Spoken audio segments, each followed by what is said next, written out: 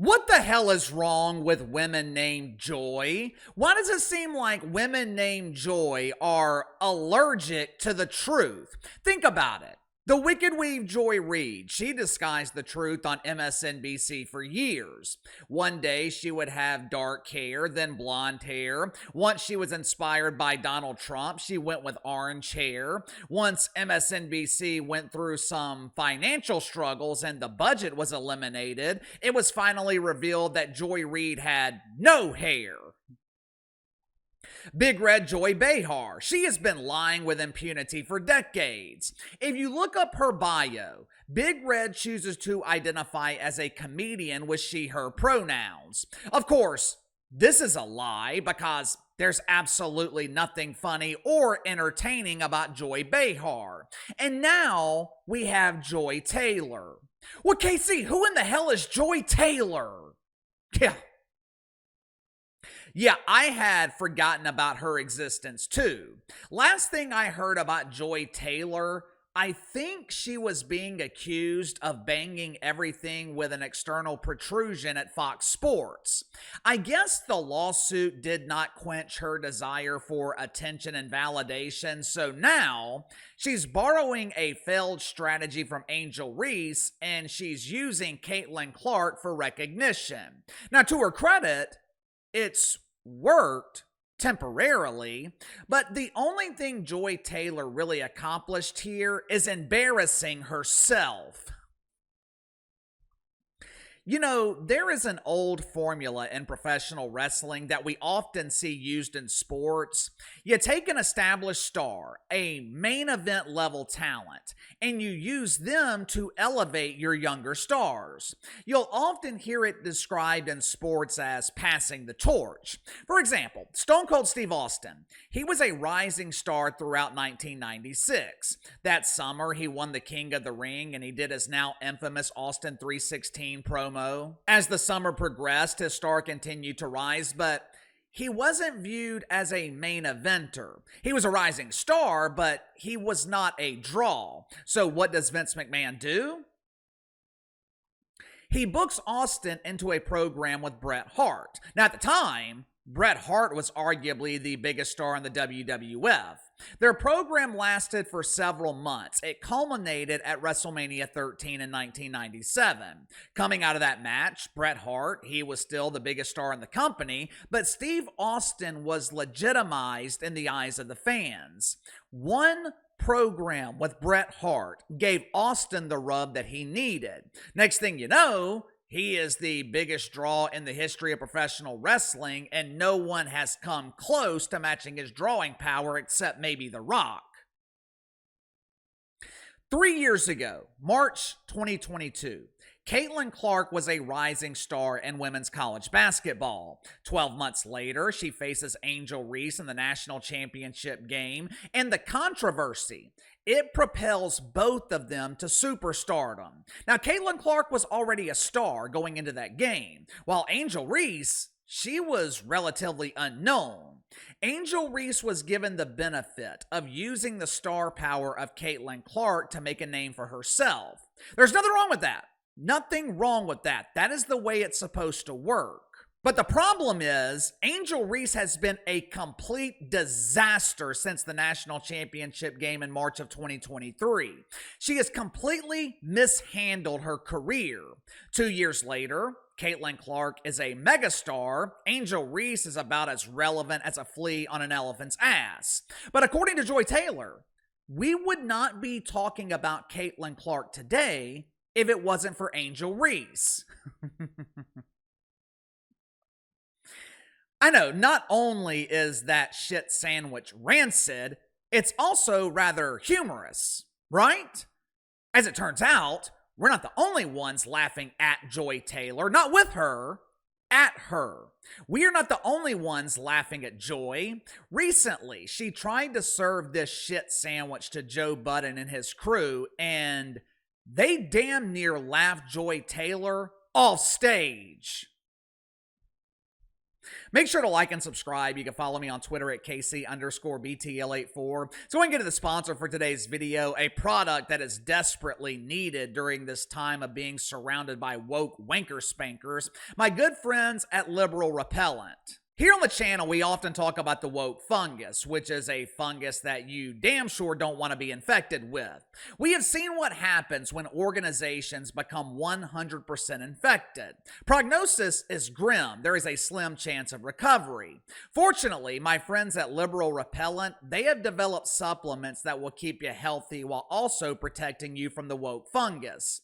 Liberal Repellent offers multivitamins without synthetics, made from real food, meaning your body will easily absorb and utilize the nutrients.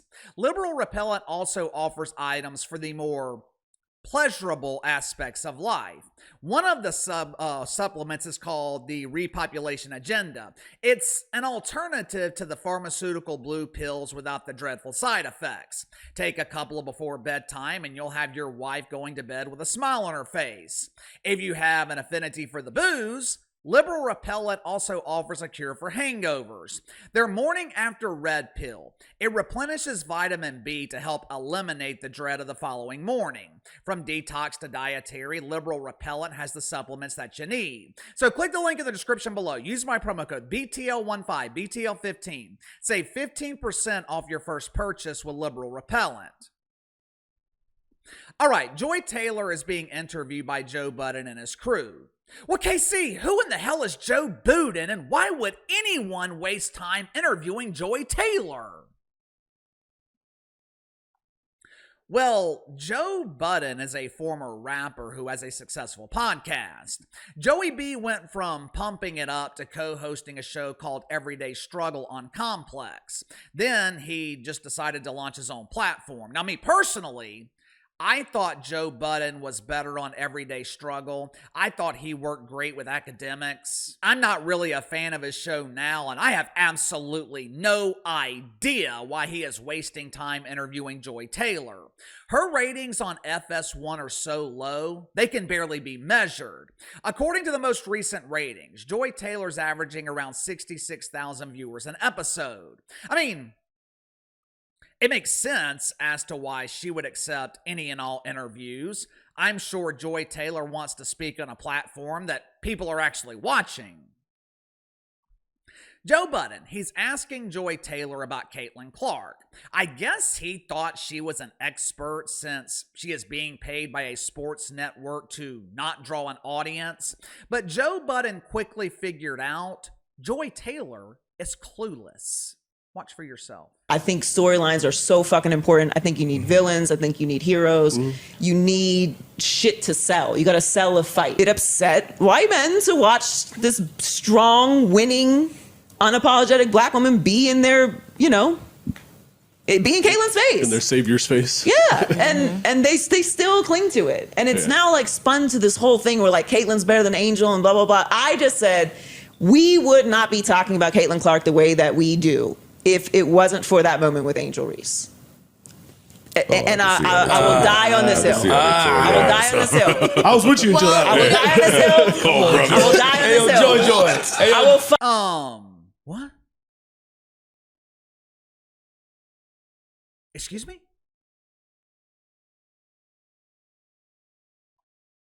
Where in the hell do we even begin?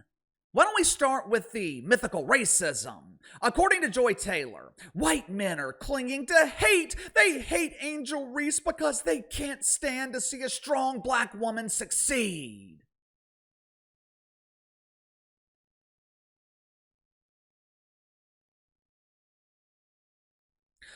This white man actually defended Angel Reese when Joy's pretend friends in the mainstream media were criticizing her for taunting Caitlin Clark. Now, believe it or not, Joy Taylor actually made one good point. Storytelling is important, especially in a league like the WNBA dump where you can't generate interest based on the product on the court. It's hard to generate interest when Angel Reese has more turnovers than points. It's hard to convince people to buy tickets when there are women in the seats taller than the women on the court. In the case of Angel Reese, they're probably more athletic too. Joy Taylor is right. Storylines, important. Caitlin Clark needs villains to conquer. The problem is, even though she proudly accepted the role of the villain, Angel Reese is not qualified. And the reason she's not qualified is because she is nowhere near the level of Caitlin Clark, both in terms of basketball talent and mainstream drawing power. You don't have to take my word for it. Go watch the clip again. Listen to those dudes laughing their ass off at Joy Taylor. They are not laughing with her, they are laughing at her. Look at television ratings, look at ticket sales. Last week, Caitlin Clark and the Indiana Felines, they were playing on NBA TV. At the same time, Angel Reese and the Chicago Bravado, they were on ESPN. Caitlin Clark outdrew Angel Reese on NBA TV, which is a network that no one is watching. NBA TV is so irrelevant, the NBA removed their own playoff games from their own network. We are 13 games into the WNBA season. Guess how many home games Angel Reese has sold out? Just take a wild guess. None. Caitlin Clark was selling out arenas in college. She was selling out road games. Angel Reese couldn't sell out home games at LSU. Caitlin Clark does not need Angel Reese to remain relevant. Angel Reese needs Caitlin Clark. And look, there's nothing wrong with that. There is nothing wrong with using your only star to elevate lesser-known players, or in the case of the WNBA, unknown players.